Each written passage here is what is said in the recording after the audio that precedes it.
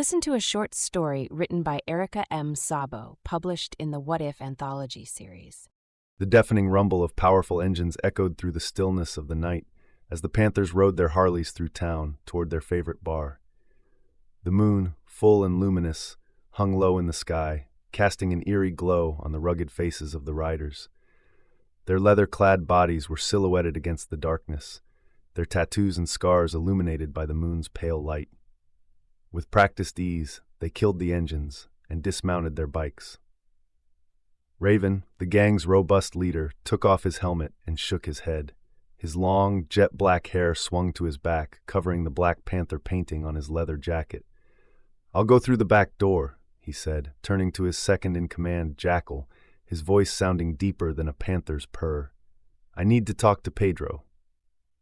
Jackal let out a deep, guttural grunt. He was a tall, lanky man with dark hair and a scruffy beard. His voice was rough and strained, the result of a brutal bar fight that left his vocal cords permanently damaged. He hated speaking, the sound of his own voice reminding him of the painful incident, and he cringed at the thought of his friends jokingly telling others, "You should have seen the other guy." The guilt of knowing that he had caused someone to lose his life in the fight weighed heavily on Jackal's conscience. Although not his fault, the drunk man attacked him, cutting his throat, and he acted in defense. The man died, hitting his head on the pool table when Jackal pushed him away. The memory still haunted him like a shadow that he could never escape. Stubby, the compact and sturdy member of the gang, let out a deep exhalation. "I hope he has some good news for us," he said, his voice laced with tension. "It's been 2 days since we heard the hyenas had crossed the border with a new shipment, and we still don't know where their hiding place is." Raven let out a heavy sigh as he approached the corner of the building.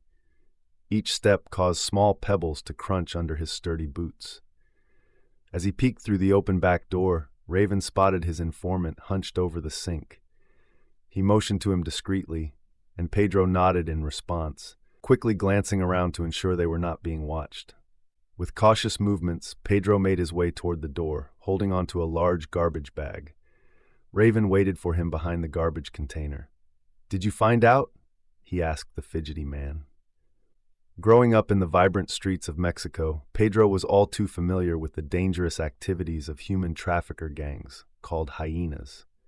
His cousin had been pressuring him to join their gang since he was just a teenager, promising him a life of wealth and power. But when he met Maria, she showed him that there was another way out, a chance to escape poverty and break free from a life of crime.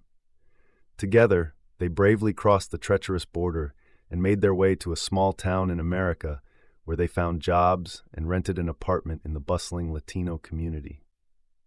Pedro kept his ears open and listened closely as drunkards at the local bar spoke about the dark dealings of the notorious gangs. He knew he had made the right choice by following Maria, and now he was determined to make a better life for both of them while helping others who didn't see a way out.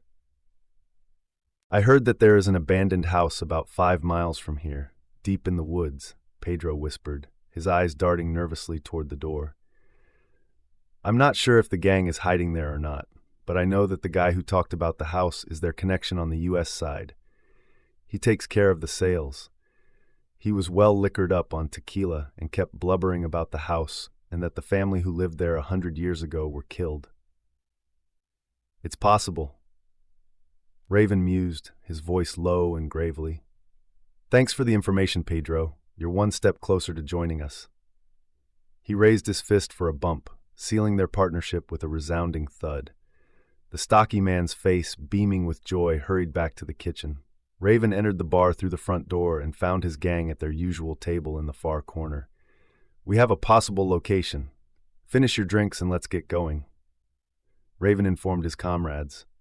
The 5 members of the Panthers understood the gravity and urgency of their mission, to rescue innocent teenagers and young children from the clutches of ruthless human traffickers who sought to sell them as commodities for sexual exploitation. With fierce determination in their eyes, they raced toward the abandoned house on the outskirts of town, their roaring engines leaving a trail of dust and adrenaline in their wake. Although people in town were used to their presence, and they never heard anything bad about them, The fear that something might happen always left them with unease when they heard the roaring engines. The scent of gasoline and leather lingered in the air, adding to the intensity of their presence, and the darkness seemed to part before them, as if even nature itself knew not to stand in their way. As they reached the dirt road in the woods, Raven raised his hand in a commanding gesture, signaling for his comrades to halt. With practiced ease, they killed the engines, dismounted their bikes, and hid them in the thick bushes. "We go the last mile on foot," Raven instructed his men. "No guns until we're forced to use them," he said. "Fists and knives," Stubby added, and the group murmured in agreement. They moved forward with silent, calculated steps. The air was heavy with anticipation and danger, each member acutely aware of the risk they were taking. As they crept closer, shadows seemed to dance around them, adding to the sense of danger. With firm determination in their eyes and weapons at the ready, their hearts burned with righteous anger, knowing that they were the only hope for these helpless souls. Since they were honorably discharged from the armed forces 6 years ago, at first, they had a hard time adjusting to civilian life. Later, Raven and Jackal opened a car repair shop. Doc became a veterinarian. Pokerface, the always stoical-looking yet highly emotional friend, opened a dojo and taught self-defense. The air was thick with tension and adrenaline as they prepared to put an end to this heinous operation. They spotted a large van parked in the clearing as they cautiously approached the rundown house. Its black exterior blended with the night sky, but its chrome bumpers glistened in the moonlight. Crouching low, they peered from behind the vehicle to see a guard stationed by the door. His posture was tense as he held a sleek machine gun at the ready. In the flickering light streaming from a nearby window, they could hear faint sounds of children crying and men shouting from inside the house. The hair on their necks prickled with a sense of danger and urgency as they plotted their next move. Jackal glanced at Raven, who gave a subtle nod of approval. The lanky man dropped to his hands and knees, moving with the grace and precision of a stalking animal.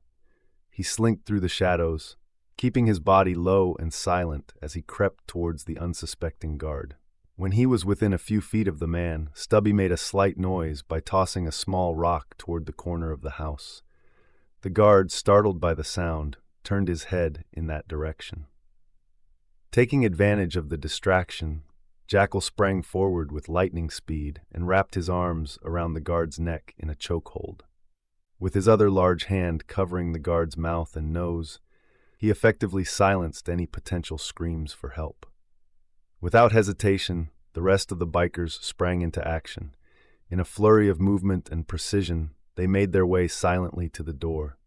Doc, whose occupation as a veterinarian had provided him with some interesting skills, quickly punctured the guard's neck with the needle attached to a syringe filled with a powerful animal tranquilizer. As his body went limp, Jackal eased him down against the wall, while Stubby secured his wrists and ankles with strong duct tape. The operation had gone flawlessly so far, but they knew they still had to move quickly and quietly to ensure their actions inside just as smoothly. Guns at the ready, their eyes flicked to Raven for a signal. With a swift kick, he sent the door crashing off its hinges and tumbling into the vast room with a resounding thud. The 6 men, dressed in sleek black leather outfits, poured into the space like an unstoppable force. Inside, 3 burly men stood guard over a group of frightened children, their hands reaching for their weapons, but halted by Raven's firm voice. "Game over, boys. Hands up!" The tension in the air was palpable as the 2 groups faced off, guns pointed and hearts racing. With a fierce cry, one of the men launched himself at Raven, only to be met with the hard metal of his gun hitting the man between his brows. The heavily tattooed man crumpled to the floor, dazed and defeated. Stubby wasted no time in springing into action, deftly pulling out the roll of duct tape from his pocket. The other 2 men looked on, wide-eyed and fear evident in their rapid Spanish chatter. Raven calmly gestured towards them, and his men moved quickly to hold them down, while Stubby skillfully bound their hands and feet with the tape, rendering them immobile and powerless. Every move was executed with precision and efficiency, a testament to their years of training. Pokerface towered over the 2 bandits, listening to their pleas for mercy in rapid Spanish. They were sweating and shaking, their eyes wide with terror as they begged for their freedom. But Poker Face only chuckled, causing the men to stop and stare at him in confusion. "No, boys," he said firmly, his voice laced with amusement. "The town's sheriff won't be giving you a free pass. In fact, he will never see you." The men's faces fell in despair as they realized their fate. "Yes, you're going back home," Poker Face declared with his usual stoic face and neutral voice. The bandits' pleas became more frantic, but the gang paid them no mind. "I know," Doc had enough and said calmly. "The prisons back there are hardly five-star hotels, and who knows if you'll even make it there alive." He shrugged nonchalantly, as if their potential death sentence meant nothing to him. "But hey, you knew the risks when you took up a life of crime. We have no sympathy for you."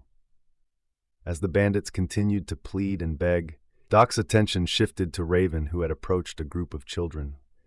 Despite the tense situation at hand, his face was gentle as he spoke to the young ones, offering them comfort and safety in the chaos surrounding them. The 8 young children, boys and girls, from ages 3 to 9, huddled together in the corner of the dimly lit room. Their eyes were wide with fear as they watched the strange, scary-looking men in front of them wearing leather outfits with Black Panthers painted on the back of their jackets. The sound of their heavy footsteps echoed off walls, causing the children to shrink further into the corner. Raven crouched down before them with a reassuring smile on his face. As he spoke calmly in Spanish, the children's faces softened and they began to relax. Trust slowly crept into their eyes as Raven promised to get them home safely. With a sense of determination, Raven stood up and dialed his contact in Mexico. "We have 4 hyenas and 8 young children," he spoke rapidly in Spanish. After receiving instructions from his contact, Raven turned to the children and smiled again. "You're going home," he assured them. Despite their fear and confusion, the children couldn't help but feel hopeful as they followed Raven out of the dark room and toward safety. A decade had passed since Pedro joined them, and the Panthers gathered around their usual table in their favorite bar. Time had etched deep wrinkles around their eyes and peppered their hair with streaks of gray, but their spirits were still as strong as ever. They sat together discussing their latest, successful mission when Raven let out a heavy sigh. "It's never going to end," he said wearily.